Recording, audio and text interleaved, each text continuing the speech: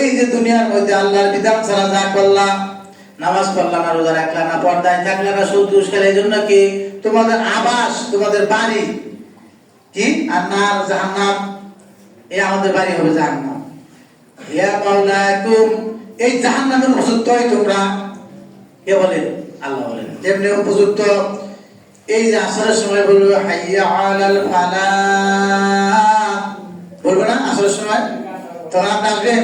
আসবেন না। এই যে আল্লাহ ডাককে অগ্রাহ্য করলেন, আল্লাহ বললেন তুমি মানুষকে ধোঁকা দিও না, আপনি ধোঁকা দিলেন। এই জন্য আল্লাহ বলেন, কি বলেন? হিয়া মাওলাকুম, এই জাহান্নামের উপযুক্ত একমাত্র তোমরাই, কারণ কি তোমরা আল্লাহর বিধানকে অমান্য করেছে। অবিসাল মাসির, আল্লাহ বলেন সবচেয়ে নিকৃষ্ট এই আবাসস্থলটা এই জাহান্নামটা। সম্মানিত ভাইরা আমার, আপনাদের কাছে আমার বিনীত অনুরোধ, সামনে রমজান মাস, কি মাস? চিনেন রমজান মাস? ব্যবসায় চিনে, খুব ব্যবসা হবে চিন্তা। অনেক মানুষ খালি বুঝতে হইতেছে কি সামনে রমজান মাস, দোকানে মাল উঠামো, বেচা কিনি করবো, লাভ করবো, এই চিন্তা আছে না? কিন্তু শোনেন, এই চিন্তাটা সঠিক নয়। পৃথিবীর সব মুসলিম রাষ্ট্রে, একটা কথা শুনে রাখেন, পৃথিবীর সব মুসলিম রাষ্ট্রে রমজান মাস আসলে সব কামানোর জন্য জিনিসপত্রের দাম কমাইয়া দেয়। শুধুমাত্র বাংলাদেশের ব্যবসায়ীরা রমজান মাসের দাম বাড়িয়ে দেয়।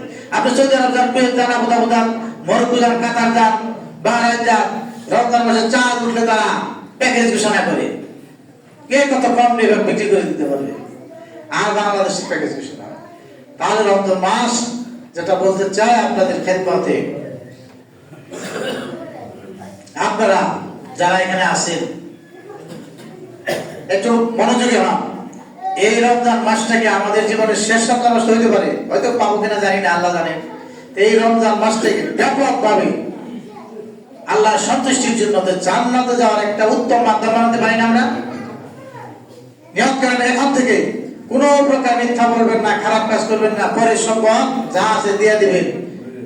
সকল প্রকার পাপাচার থেকে, খারাপ ইতিহাস থেকে আপনারা বিরত থাকবে। আসুন আমরা তওবা করি। এই রমজান মাসটা কিন্তু আমাদের জীবনের সবচেয়ে বরকতময় সময়, জান্নাতে যাওয়ার মাধ্যম, ক্ষমা পাওয়ার মাধ্যম, আল্লাহর কাছাকাছি যাওয়ার মাধ্যম, রাসূলকে পাওয়ার মাধ্যম হিসেবে গ্রহণ করে আমরা ধন্য হই। আল্লাহ তাবারক ওয়া তাআলা যেন আমাদেরকে সেভাবে কাজ করার তৌফিক দান করেন। বারাকাল্লাহু লানা ওয়া লাকুম ফিল কুরআন।